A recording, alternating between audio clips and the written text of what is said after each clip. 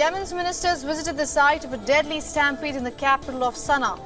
An investigation is underway to find the cause of the incident that killed at least 78 people. The Houthi Health Ministry said that 77 people were injured, including 13 currently in critical condition. The stampede occurred during the distribution of charitable donations by merchants in the final days of the Muslim fasting holy month of Ramadan.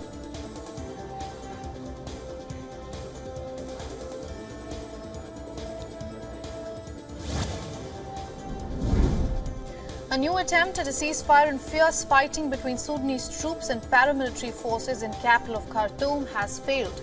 This has left people fearful about dwindling food supplies and a breakdown in medical services. At least 270 people have been killed and 2,600 have been injured in the conflict.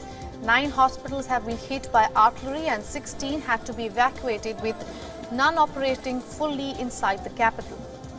The conflict has dashed hopes for progress towards democracy in Sudan.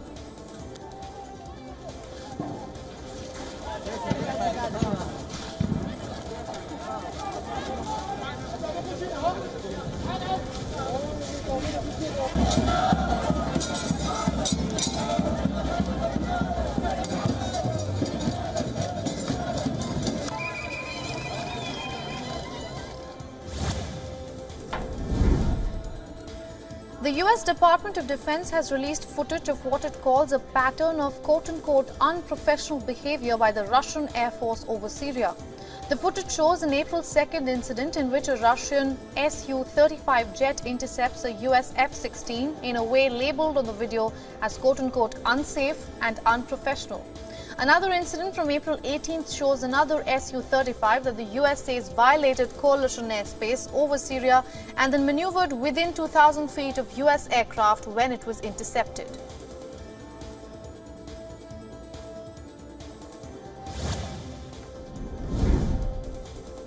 The top U.S. trade envoy has said that the U.S. hopes to deepen trade ties with Japan as it fortifies cooperation on economic security with its Asian allies and partners. The top U.S. trade envoy Catherine Tai's visit to Tokyo follows a trip to the Philippine capital of Manila to help strengthen trade relations among the 3 countries as they build both economic and defense ties. Japan and the United States have been promoting multilateral cooperation with the Philippines as they share common concern over China's growing influence and assertiveness.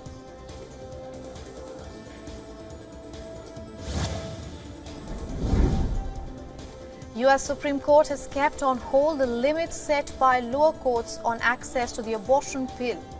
In a challenge by anti-abortion groups to the drug's federal regulatory approval, the decision to keep the matter on hold gives the justices more time to consider requests by President Joe Biden administration and the pill's manufacturer to block an April 7th preliminary injunction issued by a Texas judge that would greatly limit the availability of the pill. The latest order extends the pause on the dispute until Friday.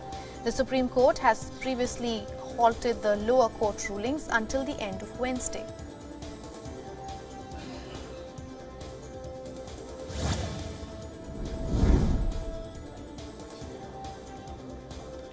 New York City mayor has accused the White House of turning its back on New York City as America's most populous city has taken in several migrants sent from the Mexican border in Texas. He described this as one of the largest humanitarian crises that the city has ever experienced. The mayor said that New York has received over 52,000 migrants since last year, and over 200 asylum seekers arrive in New York City each day. He added that the migrant influx into New York could cost the city more than $4 billion at a time when the city is already facing a major budget shortfall.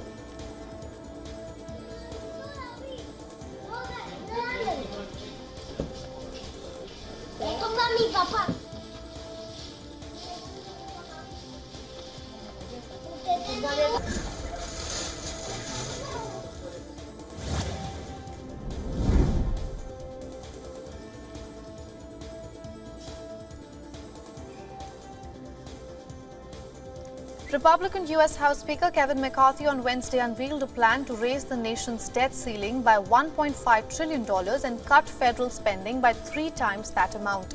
McCarthy's proposal, which he introduced on the floor of the House of Representatives, would cut the total amount of domestic and military spending to 2022 levels and cap growth at 1% annually in years to come. It would not touch retirement and health programs that are projected to expand dramatically as the population ages. President Joe Biden and the Democratic-controlled Senate are likely to reject the proposal.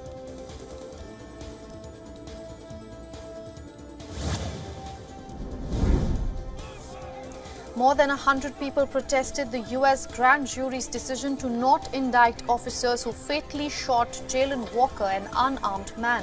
Police officers were seen breaking up the protests after they deemed it as quote-unquote unlawful assembly and used chemical spray and other non-lethal weapons to disperse the crowd. Last June, Ohio police officer shot Walker 46 times after he tried to flee from a traffic stop, leading to a car crash and later a misunderstanding that he was pulling out a gun when they fatally shot him.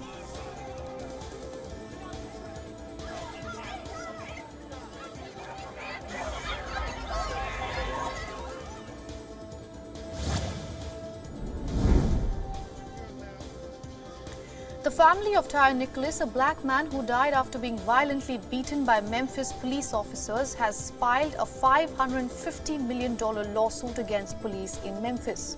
Nicholas was pulled over on January 7th by a Memphis Special Police unit during a traffic stop and was brutally beaten after he ran. Nicholas's death sparked protests across the United States about police brutality. The Nicholas family lawyer said that this lawsuit is to send a message to other cities that have similar polices that say it's okay to terrorize black people in black and brown communities.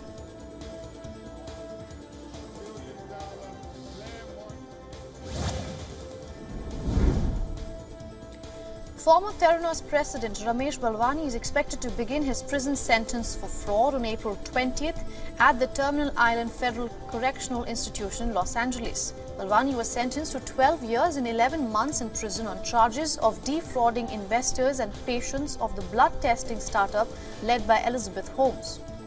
Prosecutors argued that he conspired with Holmes to deceive Silicon Valley investors into believing Theranos had achieved miniaturized machines that could accurately run medical diagnostic tests from a small amount of blood.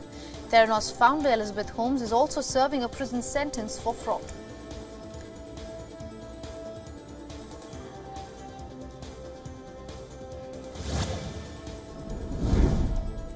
Cuban lawmakers have re-elected Miguel Diaz-Canel as president for a second term. Now, Canel, leader of the Communist Party, received a landslide vote of 97.66% of the National Assembly. Salvador Valdez was also re-elected as Cuba's vice president, and Manuel Moreno was selected to serve again as prime minister.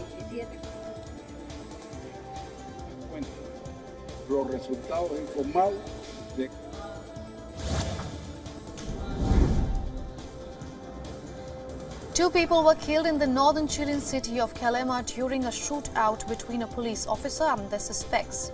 The suspects were first fired shots into the city's main police station, injuring a police officer and a Bolivian national who were inside. After those initial shots were fired, police officers chased the suspects, killing one of them.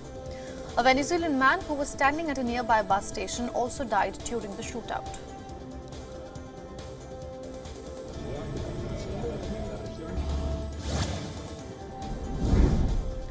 Argentine workers' organizations marched to protest poor living conditions and the International Monetary Fund deal on Wednesday. The deal with the IMF has driven the government to make cuts in social spending, affecting the food delivery to soup kitchens, according to the members of the organization. As the government faces a $44 billion loan agreement with the IMF, Argentines are struggling to cope with the current 102.5% and climbing inflation rates.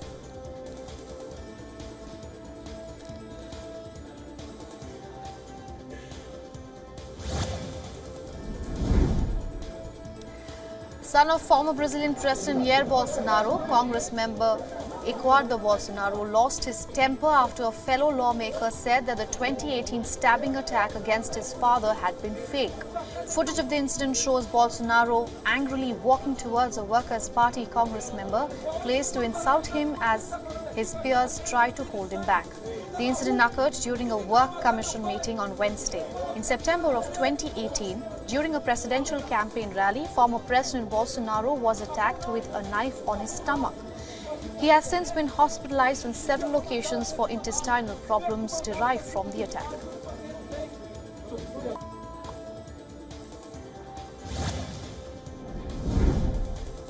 Cambodian army chief has been promoted to Cambodia's highest military rank. He is the son of the current Cambodian Prime Minister and is expected to replace him later this year. He received the insignia of a 4-star general from Defence Minister. His father explicitly declared his support in December of 2021 to have the now 4-star general succeed him as Prime Minister through constitutional means.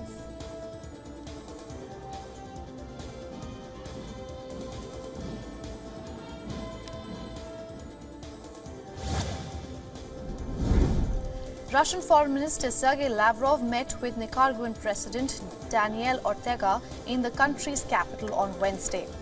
After the meeting, Lavrov spoke to the media and highlighted the close ties between the two countries. Lavrov is currently touring allied countries in Latin America. He met with Brazilian President Lula da Silva, Venezuelan President Nicolas Maduro, and will also sit in Cuba on Thursday. Nicaragua is a close ally of Russia, and President Ortega has been vocal about his support for the Russians amid the conflict between Russia and Ukraine.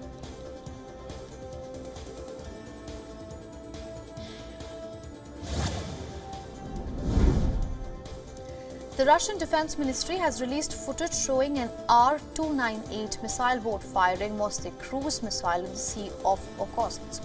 The accompanying text and the crew of the R-298 missile boat accurately hit the target at a distance of about 70 kilometers. A sea shield was used as a mock enemy warship.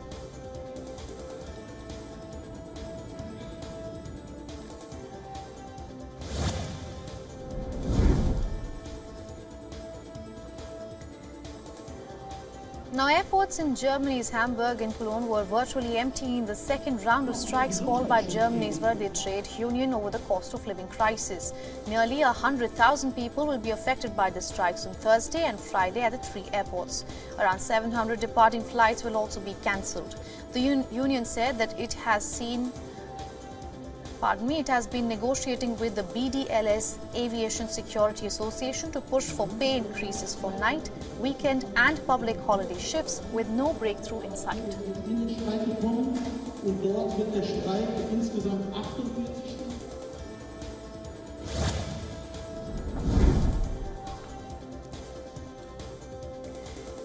Increased volcanic activity at the Nevado del Ruiz volcano in central Colombia is wreaking havoc on the local economy.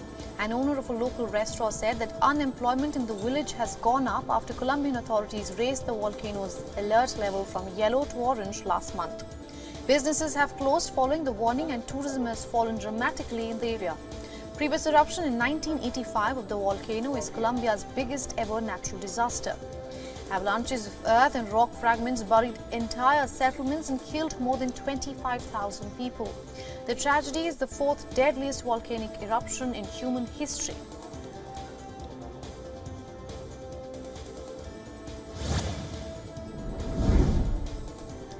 Now, Apple has opened its second retail store in India in the Indian capital city of New Delhi. The first store was opened in Mumbai just 2 days ago. Apple's chief executive Tim Cook was present for the inauguration.